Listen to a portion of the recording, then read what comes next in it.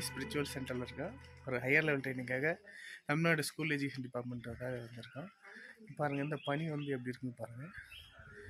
இப்போ மணி வந்து 6:40 ஆகுது. பட் ஆனால் பார்த்தீங்கன்னா இந்த ஸ்பாகு மழை பெஞ்சிட்ருக்கு. இப்போது நல்ல கிளைமேட் சூப்பராக இருக்குது. கண்டிப்பாக நீங்கள் ஏற்காடு வந்தீங்கன்னா இது வந்து நீங்களும் என்ஜாய் பண்ணுங்கள். என்றும் உங்கள் லைன் நகர் நண்பன் வெங்கடாச்சலம்.